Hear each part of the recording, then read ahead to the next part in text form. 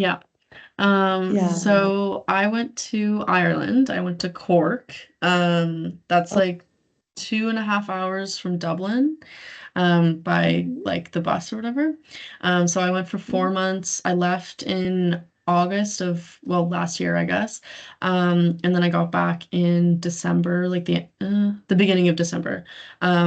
So I officially started my studies there in, I think it was September 15th, but I left um August 20th maybe. So I had like a month to just kind of like I went with my parents or my mom and my sister. So we traveled for like a week and then they moved me into my apartment. And then I was there for like a week or so, I think, before everyone else moved in. So I kind of just explored a bit by myself. So some of the main takeaways, it takes a lot to prepare, but it's very worth it. I think it took me like I started contacting the office maybe like 6 or 7 months or even a year maybe before I wanted to leave. And then there's like a bunch of documents you have to fill out, but it's absolutely worth it. I think it's easy to get overwhelmed by the things you have to do and like the emails coming through and then the emails from like your host country and your host institution and stuff. But if I have one tip, it's just go through with it. Just like continue to fill out the documents. Because once you get there, you're going to be like, okay, I'm so glad I did this. Um, I also have, you'll likely feel overwhelmed when you first arrive, because like when I first arrived, I was with my mom and my sister, so they helped me navigate the like London airport and then the Cork airport, but it's still a lot because you're like, oh my gosh, I'm moving to a different place for however long, and like, what am I doing? But honestly, like what I did, which sounds silly, but when I went into the London airport and then into Ireland eventually, like I just told the immigration officers, I was like, I'm not from here. I'm sorry if I mess up. Here's all my documents. Hope that's okay. And then they're like, oh, okay, sure. So definitely a plus if you just want to tell them that.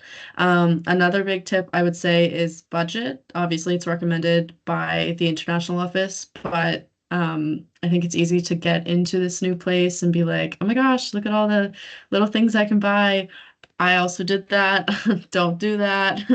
Um, so definitely budget, especially like if you want to do trips while you're there, or you want to go like I know Ella was saying she joined like the international office or whatever. Um, sorry, there's static going on. There's an international office. so I think it's Oh. Liam, yeah. I'm muted. It's fine now. Sorry, go ahead. Yeah, there's an international office like at every school, I'm sure. But the one I was at, like they would do trips as well. And it's very easy to go on every single trip, which is like 300 euro for a couple days. But just budget the ones you want to go to because you won't, and I mean, unless you have a lot of money, you won't be able to do it all. Um, Another thing I would say is put yourself out there. So before I left, I was a very introverted person. Like I still am because I'm the same person, but I think now that I've gone and come back, I can say that I find it easier to like put myself into situations like if I'm in a class and the professor's like, okay, turn to the person next to you. I'm not like, oh no, I'm like, okay, yeah, sure, because I went abroad and I met certain people and I feel better about doing that. Some highlights for me were the trips that I went on. So I went to Galway, Dublin. This is in Galway, but the Inishmore Islands. I don't know if anyone's planning to go to Ireland, but if you are, definitely go to Inishmore. You have to take like a 30-minute ferry, which is really rough, but it's really nice once you get there. I also went to Italy because it's really cheap. If you're in Europe, all the flights are super cheap, which is amazing. So it was like 20 euro to fly to Italy, and then it was that round trip, which was like wild. And then our hostel was like, I don't know, maybe 30 euro a night. So if you want to go on trips, definitely plan to do that. You can find budget airlines and all that. Some unexpected things were the poor transportation system. So if you're going to Ireland, anywhere in Ireland, the transportation system, the bus will be horrible. The buses don't come on time. It's not really like important there, I guess. So I would say if you can, just walk everywhere. If you can't, give yourself a lot of time, like hours to get there because the bus drivers won't come on time. The cost of food also, this was like a good thing that was unexpected. It's a lot cheaper there. So all of their, well, where I was staying anyway, in Cork, all of the food is locally sourced and grown, and it's a lot cheaper. So I could get like equivalent wise, I could get like 2 weeks worth of groceries for like $80. So like 40 and 40 kind of thing. Um, and coming back here when I returned, it was a shock. So I went into the grocery store thinking like, okay, I'll get, kind of forgetting like how much it actually is here. And then I was like, oh, an apple is $3. Like not actually, but it's a lot more expensive. Just as a side note to go along with that, like I find here the produce, like the fruits and vegetables, is one of the more expensive things, but there it's super, super cheap because they just like bring it in from their farms. And there's like deals and everything like between the farmers and the grocery stores. So you can get like 4 apples for like a couple cents over there, which is amazing because I don't think you could find that here at all. My academic experience and overall general like culture experience was very similar. So I know Ella, you were saying like your cultural experience was kind of different. Um, I honestly found mine the same. I would say like people from Ireland are around like the same kind of welcoming as Nova Scotians. So like if you would be walking on the street, like you mentioned, Ella, this would be something you would do. You would like say hi to the person you're walking past in Ireland, just like you would do here. So it was nice to just like kind of have that similar experience that I have here and knowing that it's like a comfort thing, you know what I mean? Um, in terms of classes, something I found, I guess, kind of like a culture shock. Going into the classes, the academic, like, I don't know how you would put it, the academic focus isn't the same as it is at SMU, because I think North American culture in terms of academics and work and things like that are very different from European culture. So all of my friends, I've made friends from Sweden and France and Germany, for the most part. And when I told them that over here we work 40-hour weeks, sometimes more, and we're full-time students and all that stuff, they were like, you would never see that in those European countries because it's just not something they would do. So I think like the classes itself, they were only 50 minutes as opposed to SMU is like an hour 15, and sometimes you would have like a 3-hour class. And the professors in general always emphasize like take care of your mental health first. If you need to miss a day, miss a week, do that, do whatever you need to do. I'll help you get the notes. Like it was very laid back, which I think I was almost waiting for them to not be laid back, but it never was. They were always very understanding and relaxed about the assignments and things like that. Class sizes were relatively the same. Like I didn't really have any classes that were exorbitantly big. Even like the kind of introduction classes to certain things were still pretty small. So that was nice, similar to SMU. Something that was another culture shock for me was the examination rooms. So even though your classes are really small, I think it's the same at Dow, but we just don't do it at SMU, or I've never had that done at SMU, but basically put like 500 to 600 students in one huge space that they rent out in the city, and all of you write your exams in there. So it's like 3 days of exams, but just in this huge room, which I'd never experienced before. So I think being in a different country and then writing exams in that different country, not really knowing anyone like in that exam room, and then having 600 people around you was a huge shock. Um, Another thing that I found with classes that was a culture shock was the way that they would assess you.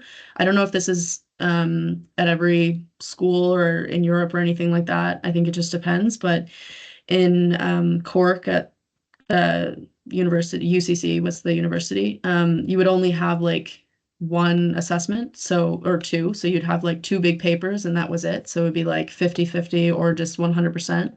Like one class, your whole entire grade was based on one paper. So it's really different because for me at SMU, I've only had classes where you have like a bunch of quizzes and tests, and if you don't do well in this one, it's dropped and things like that. But this was like, if you don't do well, you're failing the class. Luckily, I didn't fail anything, so that's good. But a lot of people I know did because especially like international students, they kind of were like, okay, well, I'm in this new place and I might as well have fun, which definitely, but you're also in this place to study. So, having that balance is really important. So a lot of people kind of took that one paper as like, okay, I'll put it off to the very, very end. I won't do any research now. I won't go to the classes. It's a super easy thing. And then they failed the class and then didn't get to transfer the credit over. Um, some challenges I overcame, I think, like I mentioned earlier, just being like a super shy person and not being able to come out of my shell. I think, like, thinking about my first and second year at SMU, I was very like introverted and I wouldn't really like talk to people in my classes, but going over to Ireland and like navigating everything myself, um, made me realize like, okay, yeah, I definitely can talk to other people or have those experiences or join a club or whatever. I guess it just gave me confidence.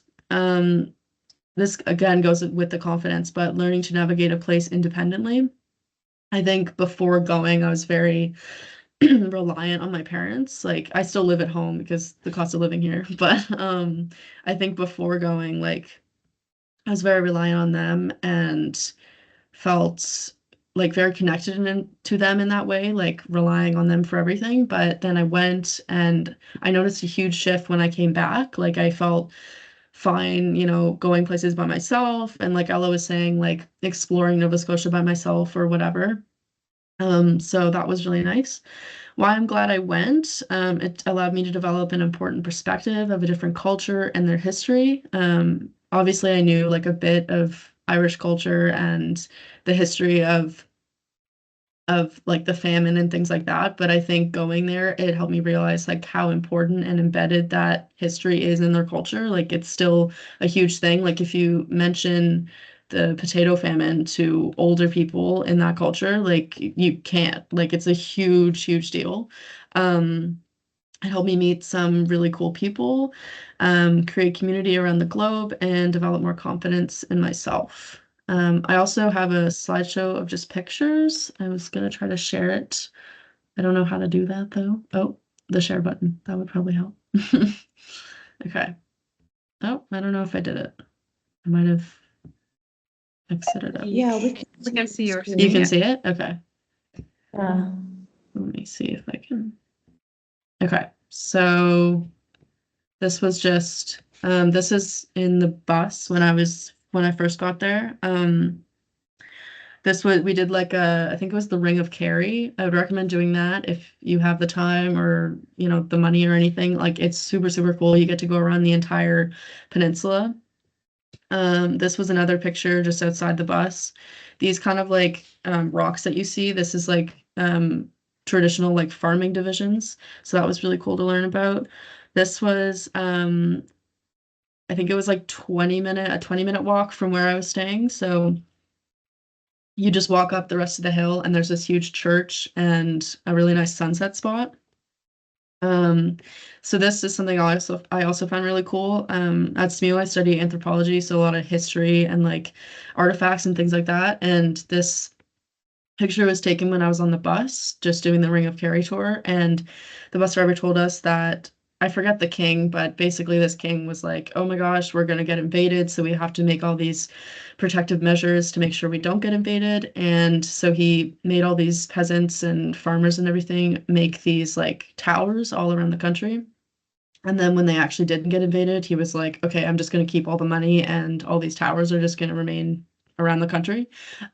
So there was like, there's this one obviously, and then there was a couple that I was able to drive to with a friend of mine who lives there now, but she's originally from Canada. So we were able to drive to a few. I think I have them in other pictures on this slide, but that was super cool to see. This is me in front of a waterfall. So this was on the Ring of Kerry tour as well. But you can do, I didn't realize it was the same spot, but basically with that same woman I know from Canada, she took me on the hike. So if you go the opposite direction, like to the left of where I'm standing in this picture, you can do like a 10-kilometer hike up this mountain in this park. So I did that, and then where the waterfall is, where I'm standing in front of it, that's kind of the exit. So that was super cool if you can do that. The mountain is called Guggenbera, which is something in Irish, I don't really know. But if you can do that, that's super, super cool. This is the entrance of the university I stayed at. So like I said, I went in August. This is like the first kind of month I was there.